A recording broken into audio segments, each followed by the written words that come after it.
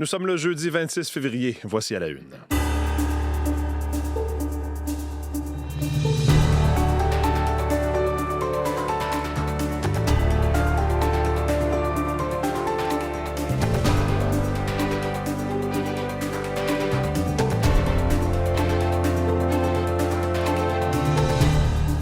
Bonjour, bon jeudi. Mathieu Belle-Humeur au microphone. Bienvenue à cette nouvelle édition d'À la Une. J'espère que vous allez bien ce matin. Merci d'être des nôtres. Content de vous retrouver. Aujourd'hui, à l'émission, entre autres choses, on va bien sûr se parler de ce voyage qui va commencer pour aujourd'hui, à partir d'aujourd'hui pour Mark Carney, donc qui entreprend une nouvelle tournée à l'extérieur du pays, toujours dans l'optique d'aller essayer de développer de nouveaux marchés, bien sûr, en raison de cette guerre tarifaire avec les États-Unis. Jean-Philippe Robillard va nous parler de Québec qui a décidé de couper l'aide aux demandeurs d'asile mineurs. Ce sont des mineurs qui arrivent au Québec sans parents, envoyés par leur famille, espérant donc que leurs enfants puissent avoir des jours meilleurs, parfois aidés par de la famille, parfois accueillis donc par des familles qui sont donc offertes par le ministère de la Santé ou qui sont rendues disponibles par le ministère de la Santé ou encore des programmes régionaux d'accueil de l'aide donc qui va toucher des mineurs qui a été coupé par Québec. Jean-Philippe Robillard va nous donner les détails et de ce programme qu'on connaît assez peu et également de l'impact de ces coupures. Donc, ce sera un peu plus tard à l'émission. L'équipe est réunie avec moi autour de la table. Julie-Jasmine Boudreau aux actualités culturelles, Jean-François Paradis au sport et Véronique Méran à la météo. Bonjour à vous trois. Bonjour. Ce soir, on va s'en parler plus tard à l'émission, mais ce sont les Césars, la cérémonie des Césars. Donc, évidemment, la récompense de ces prix cinématographiques, oui. En France. En France, il y a des Québécois qui sont nommés. On aura l'occasion d'en parler. Oui, des vedettes d'ici pour parce qu'ils ont joué habilement. On a souligné leur travail, mais aussi dans un contexte assez tendu. Je dirais que les acteurs français se révoltent contre l'IA. Ils ont signé une tribune dans Le Parisien. Alors, c'est sûr que ça va ressortir des discours certainement. Mm-hmm. Alors, on va jaser de ça parce que c'est ce soir et habituellement, c'est un vendredi. C'est ça, j'allais dire un jeudi, c'est un peu bizarre. Oui, c'est pour une question de grille. C'est le retour des Enfoirés, troupe mythique d'artistes vendredi. Donc, on s'est dit, tiens, on veut pas chicaner. Pas se faire de compétition. C'est ça. C'est ça. OK. On va retrouver plus tard, Julie-Jasmine. Prévision de la météo maintenant. Il nous est tombé quand même un peu de neige. Pas mal de neige. Oui, plus que 5, certainement. Je dirais 12-13. 12-13, hein? OK. 12-13 bon. au Mon œil centre-ville. est encore bon. Oui, là, il est encore bon. 12-13 cm au centre-ville, 5 à 10 en moyenne. Laurentides, la Nodière, je voyais des endroits là, sur la rive nord, Laval, c'est là où les bandes de neige étaient les plus fortes. Mm-hmm. On parle de jusqu'à une quinzaine de centimètres. Trois-Rivières, une dizaine. Drummondville, 8. Gatineau, autour de 5 à 10 également. Alors, des bandes de neige comme ça qui se sont succédées. Effet de lac combiné avec les températures froides, ce qui fait que la neige était quand même assez légère. Donc, dans ce temps-là, on a des impressions là, de neige un petit peu plus soutenues. C'est ce qu'on a eu hier. C'est pas mal terminé ce matin. Là. Il reste encore quelques averses de neige isolées ici et là. Et par la suite, on aura une journée malheureusement encore plutôt nuageuse. Le soleil a de la difficulté à se tailler une place. Ça reste assez nuageux. Peut-être quelques éclaircies cet après-midi, mais je ne compterai pas trop là-dessus. Les vents sont là. Secteur ouest, 20-40 km/h et les températures oscilleront autour de moins 3, moins 6 degrés pour aujourd'hui. Partiellement nuageux la nuit prochaine, moins 11 Montréal, moins 14, moins 18 dès qu'on s'éloigne un peu. Il pourrait y avoir d'autres flocons en fin de nuit et demain, vendredi, ce sera une journée encore une fois nuageuse avec des éclaircies peut-être le matin. On ramènera des averses de neige dispersées en après-midi sous forme de probabilité cette fois, 40 60 du côté des Laurentides. Ça pourrait laisser 1 centimètre tout au plus. Petite remontée du mercure, moins 1, moins 3 degrés et on franchira le cap du point de congélation samedi. Quelques précipitations le matin. Par la suite, il y aura amélioration, dégagement dimanche, mais retour du temps plus froid. Du côté de l'Abitibi, les averses de neige sont terminées. On conservera un ciel nuageux avec éclaircies aujourd'hui. Le maximum, c'est quand même moins 11. L'Est du Québec, sous l'emprise des nuages toujours. Faible neige intermittente. Ça laisse une trace, 1 centimètre ou 2. Ce sera le cas pour le Saguenay, le Lac-Saint-Jean, secteur du Bas-Saint-Laurent également. Des flocons surtout à partir de la mi-journée. Assez venteux. Les températures oscilleront entre moins 5 et moins 8 pour ces deux secteurs. Moins 2 à 2 degrés vers la Côte-Nord et la Gaspésie, sous un ciel plutôt nuageux aussi avec une faible neige intermittente. 5 à 7 cm encore à venir sur le nord de l'Ontario, 2 à 5 pour les secteurs plus au centre, mais ça commencera surtout en après-midi. Moins 6, moins 8 degrés. -1 à Toronto, 2 degrés à Windsor, sous un ciel assez variable. Ça deviendra plus nuageux cet après-midi. Et Ottawa, un bon couvert nuageux aussi, là, autour de -4 pour aujourd'hui. Les averses de neige sont pas mal terminées. Du côté de Vancouver, 10 degrés, venteux sous les nuages. Edmonton et Calgary, les températures seront positives aujourd'hui. 4 à Edmonton, jusqu'à 10 à Calgary, mais à la baisse quand même, assez fortement au cours de la soirée de la nuit prochaine. Vers Regina, il fera beau, 4 au thermomètre aussi, et ciel variable sur le sud du Manitoba. On sera légèrement sous zéro. Merci, Véronique. Bonne journée. Bonne journée. Au sport, Félix Auger-Aliassime en quart de finale à Dubaï. Oui, il poursuit son excellent travail dans ce tournoi. Donc, le 8e joueur mondial, favori du tournoi de Dubaï, a vaincu le Français Giovanni Mpetshi-Perricard hier pour accéder au quart de finale de la compétition. Il a vaincu le détenteur du 58e rang au classement, mais un joueur qui est en pleine ascension, Mpetshi-Perricard, en 2 manches identiques de 6-4 en 1h21 minutes. Un peu plus de travail dans la première manche. La deuxième manche a été un petit peu plus simple pour lui. Le Français, c'est un puissant cognard qui a notamment décoché un service à 234 km/h. Vous conduirez sur l'autoroute à cette vitesse-là pour voir. C'est tout un service, ça. Et on sait qu'Auger-Aliassime est aussi un excellent serveur. Donc, c'était un genre de duel de serveurs hier. Auger-Aliassime présente maintenant un dossier de 3 victoires, 1 défaite contre Mpetshi-Perricard. Il va affronter maintenant, il affronte au tour suivant, le Tchèque Jiří Lehečka, 24e joueur mondial. Ligue nationale de hockey, c'était le retour en action des équipes hier après la pause des Jeux olympiques. Oui, donc des équipes canadiennes qui étaient en action hier. Braden Point a obtenu 2 buts et une passe dans une victoire de 4-2 du Lightning de Tampa Bay contre les Maple Leafs de Toronto hier soir. Écoutez, pas de honte dans la défaite. Le Lightning a porté sa fiche à 20 victoires, un revers en prolongation lors des 22 derniers matchs. Donc, pour vous dire que c'est une formation qui connaît une excellente séquence. Il s'agissait d'une 6e victoire de suite pour Tampa Bay. John Tavares et Matthew Knies ont assuré la réplique du côté des Maple Leafs qui ont mis fin à une séquence de 3 victoires pour leur part. Les Jets de Winnipeg, une victoire de 3-2 contre les Canucks de Vancouver. Cole Perfetti a marqué en prolongation. Kyle Carner, de retour chez les Jets après avoir contribué à la médaille d'or olympique des États-Unis, a également marqué pour les Jets. Et le gardien des Jets, ce n'était pas les Bucks, c'était Eric Comrie, a réalisé 21 arrêts. Donc, 2 bons gardiens chez les Jets, on s'en souviendra. Et puis, les Oilers d'Edmonton, un revers de 6-5 contre les Ducks d'Anaheim. Léo Carson qui a obtenu un but et 2 passes à son retour au jeu avec les Ducks. Et Connor McDavid, toujours aussi bon, mais on a perdu quand même hier 2 passes dans ce revers des Oilers contre les Ducks d'Anaheim. Et puis, la LPHF reprend ses activités ce soir. La victoire de Montréal affronte les Sirènes à New York. Et parlons du basketball, de la NBA. Les Raptors ont été défaits par les Spurs de San Antonio. Oui, ils connaissent une bonne saison, connaissaient aussi une bonne séquence, mais là, ils viennent d'affronter 2 très bonnes formations, le Thunder et les Spurs de San Antonio, parmi les 2 meilleures formations de la Ligue. Donc, 2 revers de suite. Un revers de 110-107 hier contre les Spurs de San Antonio. Quand même un score très serré contre une très bonne formation. 20 points, 11 rebonds pour Brandon Ingram dans le revers. Merci beaucoup, Jean-François. Merci. Bonne journée.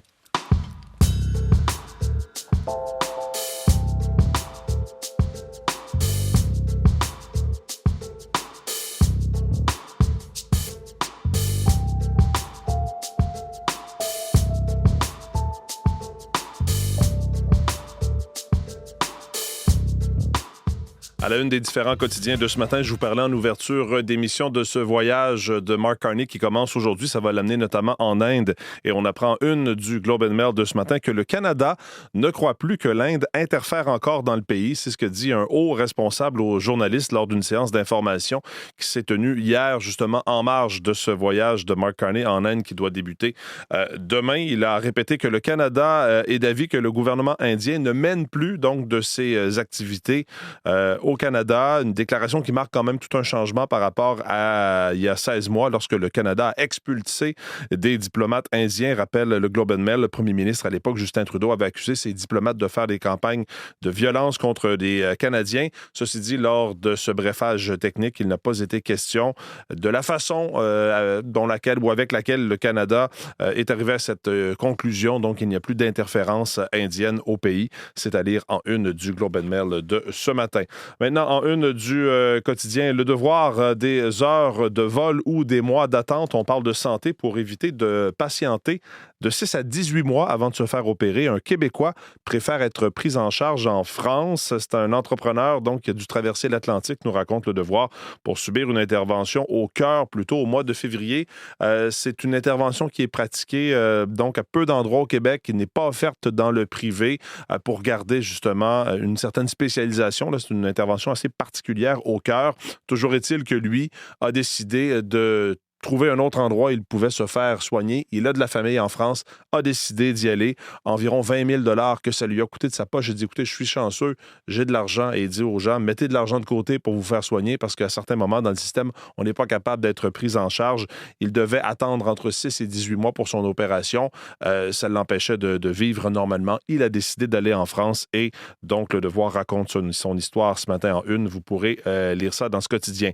Je veux vous parler du soleil à Québec. En fait, c'est une journaliste, Justine Mercier, qui travaille pour les coops de l'information et qui nous parle de panneaux coûteux devant les écoles. Donc, ça se trouve dans les coops de l'info ce matin, dans les écoles où on gratte les fonds de tiroir. On sait qu'on est à la recherche, effectivement, de tout l'argent disponible dans les écoles. On apprend que malgré donc ces restrictions budgétaires imposées dans les réseaux de l'éducation, il y a près de 3 millions de dollars qui ont été dépensés pour installer de nouveaux panneaux d'identification devant les écoles. Environ, on parle de 15 000 $ l'unité.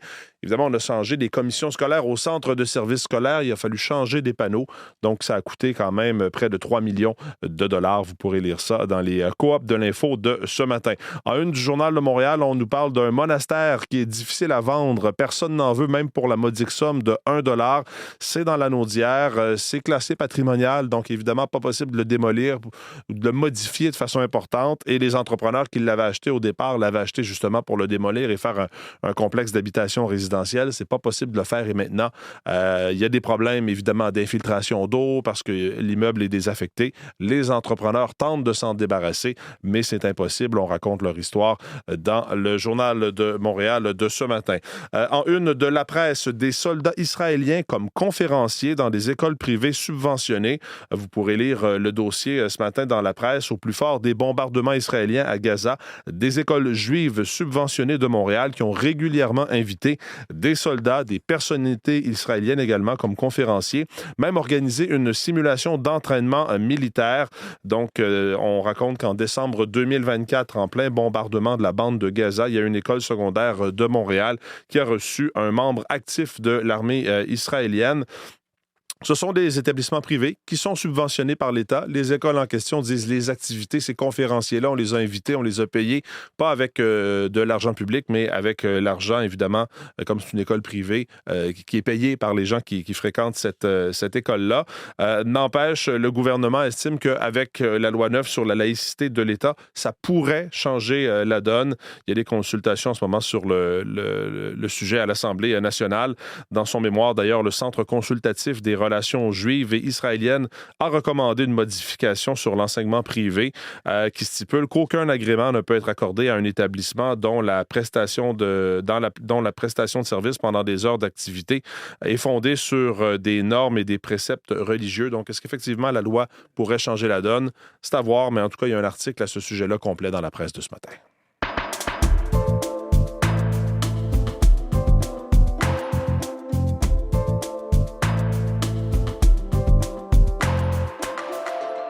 Jean-Philippe Robillard se joint maintenant à nous. Bonjour Jean-Philippe. Bonjour Mathieu. Oui, je le disais au début de l'émission, c'est un programme qu'on connaît peu, qui touche évidemment pas des dizaines de milliers de personnes, mais quand même, écoutez ça, Québec a décidé de couper dans l'aide aux demandeurs d'asile mineurs.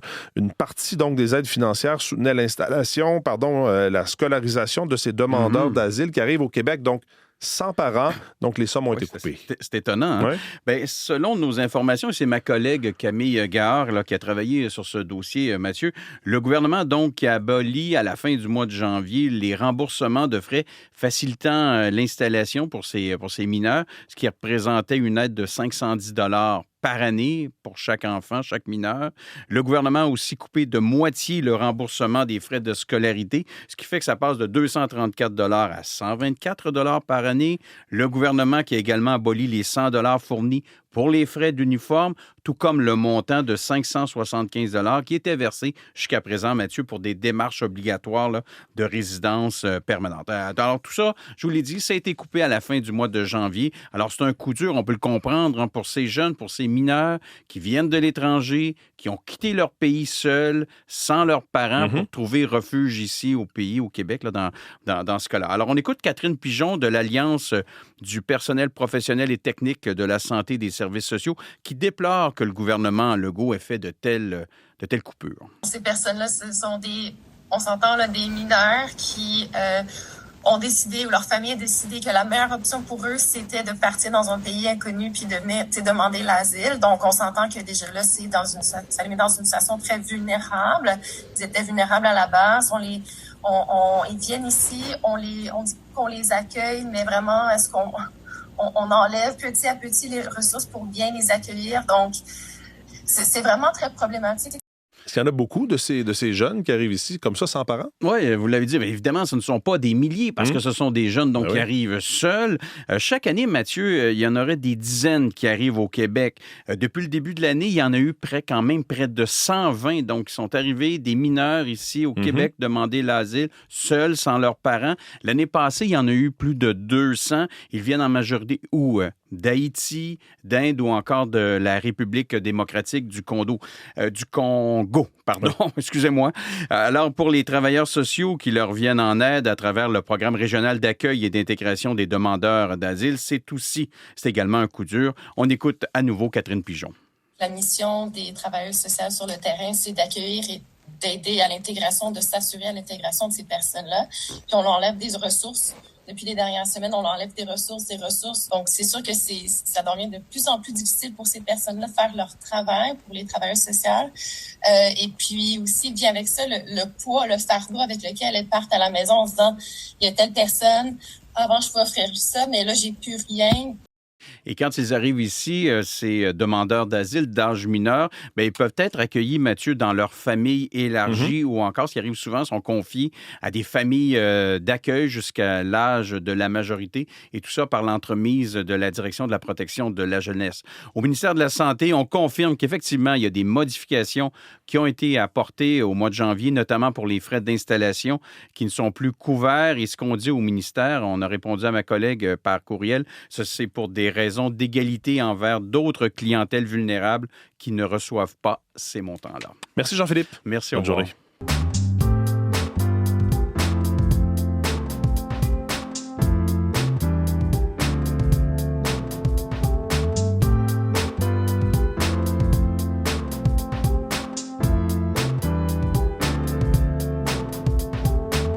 Julie-Jasmine est de retour en studio. Julie-Jasmine, l'écrivain et journaliste québécois Louis-Bernard Robitaille est décédé. Oui, il s'est éteint à l'âge de 80 ans à Paris, où il vivait depuis 30 ans.